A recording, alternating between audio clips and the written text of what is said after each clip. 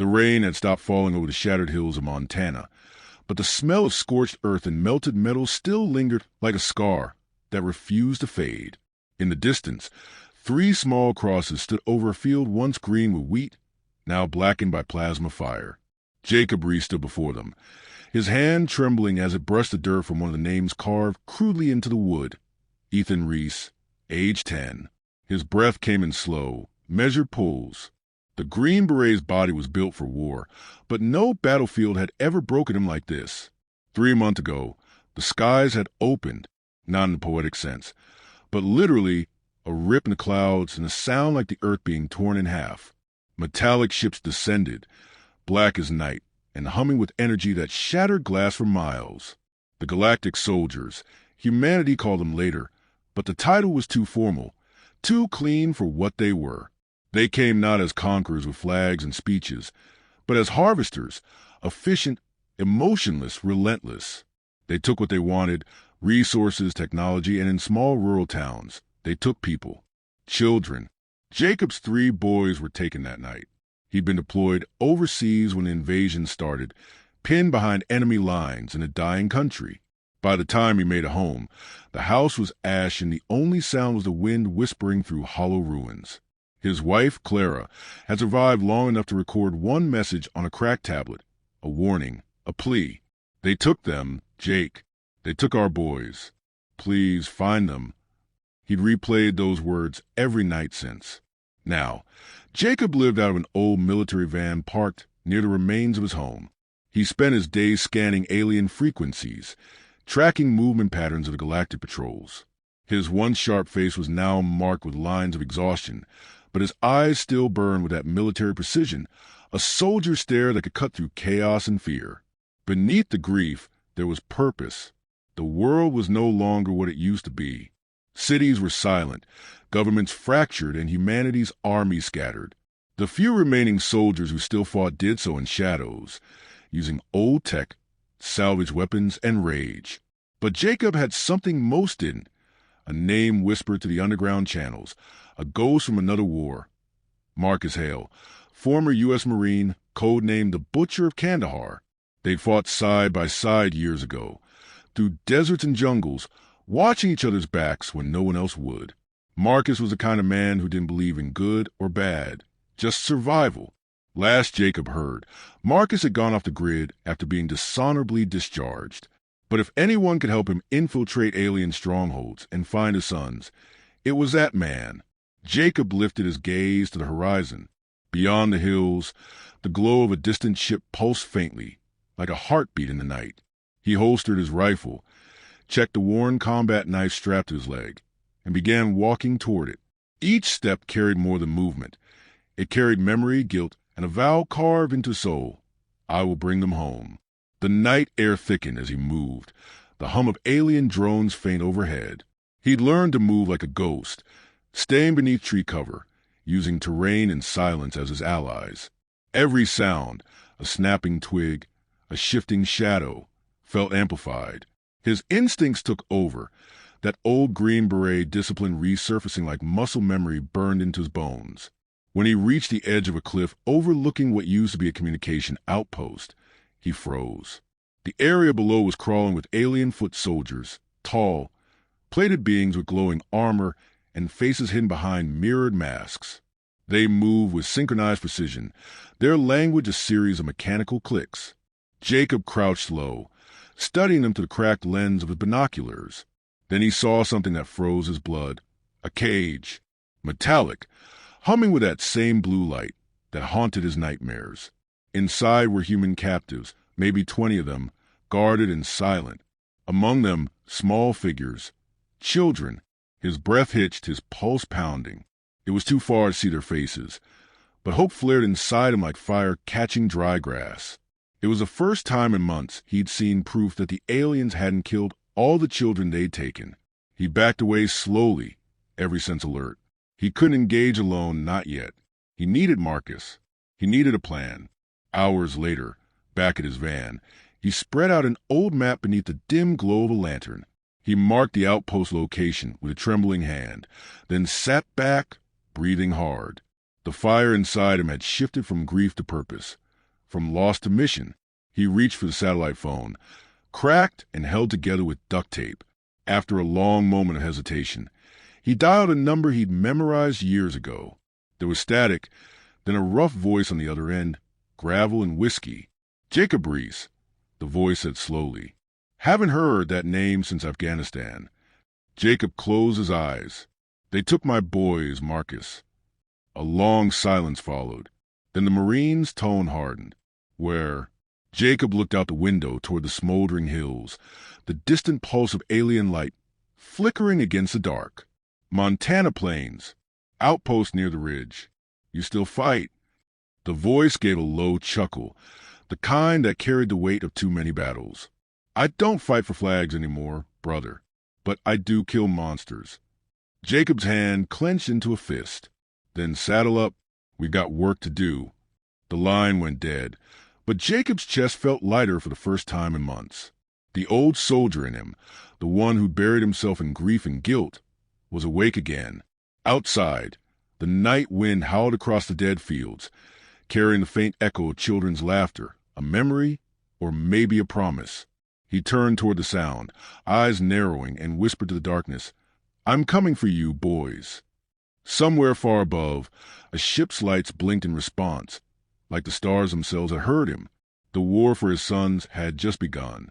The following morning, the mountains bled with the first light of dawn, soft hues of red and gold creeping over jagged ridges. Jacob Reese watched the sunrise through the cracked windshield of his van, the engine rumbling beneath him like a restless beast. Every fiber of his being was tuned to one purpose, the retrieval of his sons. But he knew this wasn't a mission he could execute alone. The galactic outpost was fortified with unknown technology and patrols that never slept. He needed firepower, strategy, and someone ruthless enough to carry the burden of vengeance beside him. He needed Marcus Hale. By midday, Jacob reached the border of a ghost town called Red Rock, once a mining settlement, now reduced to steel skeletons and dust. He parked beside an old diner, its neon sign flickering half alive. He stepped out, scanning the horizon. There was silence, but a familiar one, the kind soldiers learned to respect, because silence never lasts long before something explodes. The door creaked when he pushed it open. The smell of rust, stale whiskey, and gun oil hung in the air. A man sat at the far corner, sharpening a knife with slow, deliberate motions. His frame was massive, shoulders like carved stone, face hidden behind a rough beard. When the light hit him, Jacob saw the faded Marine insignia tattooed across his arm, an emblem of a war long gone. Didn't think you'd actually come, Marcus muttered without looking up. His voice was low, raspy, aged by years of dust and violence. Jacob slid into the seat opposite him. Didn't think you'd still be alive. Marcus gave a half smile, the kind that didn't reach his eyes. Alive's a stretch. Breathing, maybe. He wiped the blade clean, then leaned forward. Tell me everything. Jacob did. He told him about the invasion, the outpost, and the children trapped in cages. He didn't mention the crosses or his wife's last message. Those were wounds still too raw to show. Marcus listened in silence, eyes fixed on him with the cold focus of a predator assessing terrain. When Jacob finished, Marcus leaned back, sighing. You sure they're still alive? Jacob's jaw tightened. I saw the cages myself. Kids were inside. I can't confirm if they're mine, but I won't stop until I know. Marcus nodded slowly. Then we do it my way. You want your boys back, you have to stop thinking like a father and start thinking like a ghost. The Marine stood, tossing a worn duffel bag onto the table. Inside were weapons, an old M4 rifle, hand grenades, thermoscopes, and a sleek plasma blade that clearly wasn't human-made. Jacob raised an eyebrow. Stole it off one of their scouts, Marcus said with a smirk. Cuts through their armor like butter. Guess they're not invincible after all. Jacob ran his fingers over the weapon's strange surface, feeling the hum of power beneath the metal. You've been hunting them? Since they took my sister's kid, Marcus replied, voice hardening. You're not the only one with ghosts, Jake. The two men packed quickly, their movements efficient and wordless, veterans communicating through habit rather than speech. Within an hour, they were in the van, rolling through winding dirt roads toward the ridge where the outpost lay hidden. As they drove, the air grew heavy with tension. Jacob could feel Marcus's gaze flicking toward him occasionally, measuring him, testing for weakness. "You've changed," Marcus said finally. "Everyone's changed," Jacob replied without looking away from the road. "Not like that," Marcus pressed. "You used to fight for orders. Now you fight for blood. That's a dangerous place to be." Jacob's grip tightened on the steering wheel. "You ever lose 3 kids in one night?" Marcus was silent. The only sound was the engine's low growl and the soft rattle of weapons in the back. After a moment, Marcus said quietly, "Then I guess you're right to be dangerous." By late afternoon, they reached a ridge overlooking the alien outpost. Through binoculars, the view was clearer than before.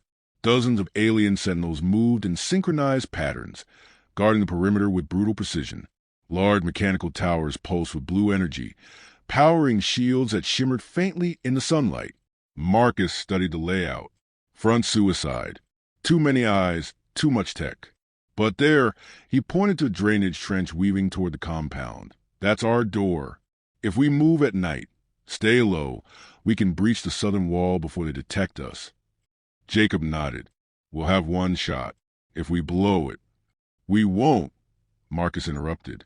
"You just make sure your head stays clear when we find those cages." As darkness crept in, the 2 men prepared in silence. They painted their faces in soot, adjusted their weapons, checked each magazine twice. The rhythm of preparation steadied Jacob's nerves. The old soldier's ritual of turning fear into focus. Marcus lit a single cigarette, the ember glowing faintly in the dark. "You ever think," he said softly, "that maybe the world ended and we just didn't get the memo?" Jacob gave a faint smile. If it did with a cleanup crew. Night fell completely, swallowing the hills in black. The outpost glowed in the distance. An alien wound against the earth. They moved together, shadows slipping through tall grass and broken stone. The hum of alien machinery grew louder with each step. When they reached the trench, Jacob signaled a halt, crouching to study the patrols above. Every muscle in his body was coiled, every breath deliberate. A patrol passed. The moment its back turned, they slid into the trench and moved silently toward the wall. Jacob could feel the pulse of the energy shield vibrating through the ground. His mind raced through tactics, timing, escape routes, all useless if he hesitated. At the base of the wall, Marcus pulled out a small EMP charge and set it against the glowing surface. "This'll give us 10 seconds, he whispered. "After that, the whole compound will light up." Jacob nodded. 10 seconds of breach. 10 seconds to enter the heart of an alien fortress. He exhaled slowly. Marcus pressed the detonator.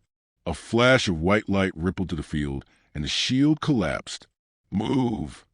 Marcus barked. They sprinted through the breach, hearts hammering. Inside, alarms began to scream, and blue lights flared across the compound. Jacob raised his rifle, scanning for targets. And then, from shadows ahead, a small voice cried out. Faint, terrified, human. Jacob froze. His blood turned to fire. Marcus glanced at him sharply. "You hear that?" Jacob nodded once, eyes blazing. "That's my boy." They plunged deeper into the alien fortress as the world erupted in chaos. The corridors of the alien fortress pulsed with eerie blue light, veins of energy running through walls that seemed alive. Jacob and Marcus moved fast, every step echoing against a metallic floor. Behind them, the alarms wailed like a chorus of ghosts. The air smelled of ozone and burning metal, and the ground vibrated under the weight of approaching footsteps. They were deep inside enemy territory now, no way back. Jacob's heart pounded in rhythm with the alien machinery, each beat a reminder of what he was fighting for, his sons. Marcus took point, weapon raised, eyes scanning the corners. His movements were precise, almost mechanical, but his breathing stayed calm. He had done this 1,000 times in 100 different wars, but even he had never faced creatures that didn't bleed red or scream in pain.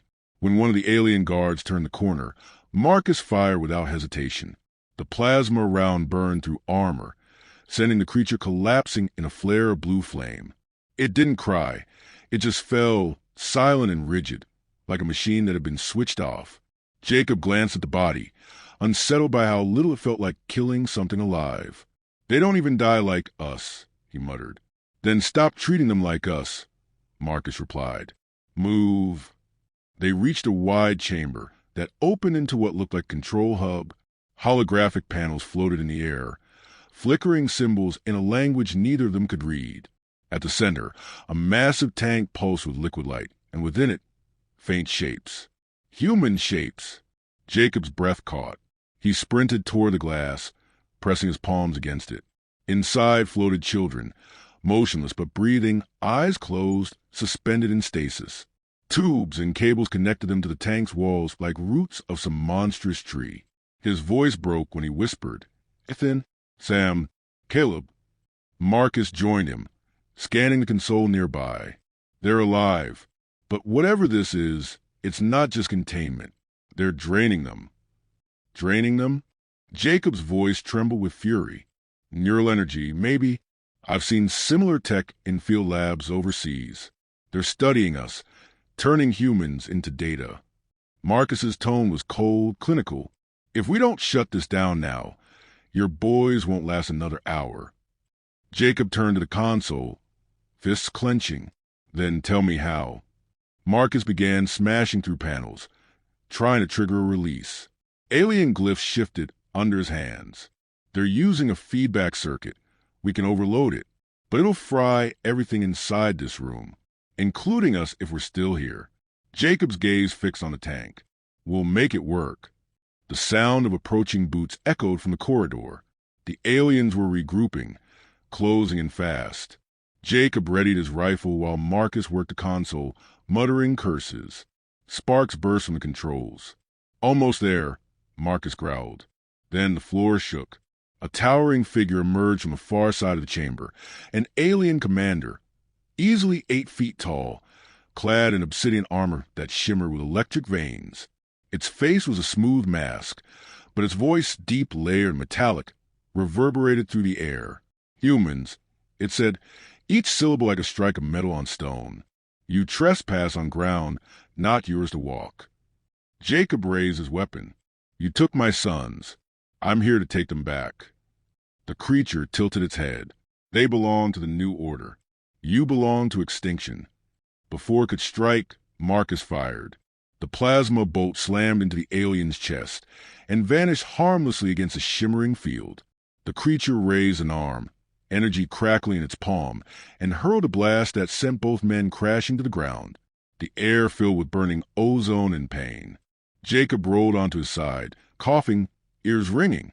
Marcus struggled to stand, blood running down his temple. "You good?" he asked. Jacob spat dirt, gripping his knife. "Not for long." The alien advanced, weapon glowing brighter with each step. Marcus tore a grenade from his belt and hurled it. A blinding flash rocked the chamber, throwing debris in every direction. As the alien staggered, Jacob lunged forward, driving his plasma blade into the creature's side. Sparks exploded. The alien roared, a horrible, digital sound that rattled the walls. Jacob pressed harder, twisting the blade until it pierced deep into its core. "Stay away from my family," he shouted. The alien's body convulsed before collapsing in a heap of flickering armor. The lights across the chamber dimmed, systems faltering. Marcus wiped his brow, panting. "You always did have timing issues." Jacob didn't answer. He turned back to the tank. The children inside began to stir, faint movements beneath the glowing fluid. He slammed his hands against the release mechanism. Come on, come on." Marcus joined him, connecting 2 loose cables. Sparks flew. Then the glass split with a hiss. The fluid drained rapidly, and the boys spilled onto the floor, coughing and gasping for breath. Jacob fell to his knees, pulling them close. His arms trembled as he held them, tears mixing with grime. "You're safe," he whispered. "You're home." For a brief moment, the world felt still. The alarms had stopped. The glow of the tank dimmed to nothing. Marcus leaned against the console, watching quietly. "We need to move. Reinforcements are coming." Jacob nodded, helping his sons to their feet. They were weak but alive, Together, the five of them, 3 boys, a soldier, and a Marine, moved through the collapsing corridors as sparks rained from the ceiling. Behind them, the fortress burned, flames devouring alien machinery. They emerged into the cold night air. Above, the stars shimmered like silent witnesses. Jacob turned, watching the fortress crumble in the distance, smoke curling into the heavens. His sons clung to him, their faces pale but determined. Marcus stood beside him, reloading his rifle, expression unreadable. "You got what you came for," Marcus said quietly. "Now what?" Jacob looked at his boys, then at the horizon where alien ships still glimmered faintly. His voice was calm, resolute. "Now we fight for everyone else's." Marcus nodded once, a faint grin breaking through the fatigue. "Guess the cleanup crew's still on duty." The 2 men walked toward the dark hills, the dawn breaking behind them. The war wasn't over. Not even close. But for the first time, Jacob felt the weight of hope stronger than grief. The earth beneath his boots felt alive again, and his son's hands had told him one thing he would never forget. Courage wasn't the absence of fear. It was a will to keep moving through it. And somewhere far above, among the fading clouds of war, the stars seemed to burn just a little brighter.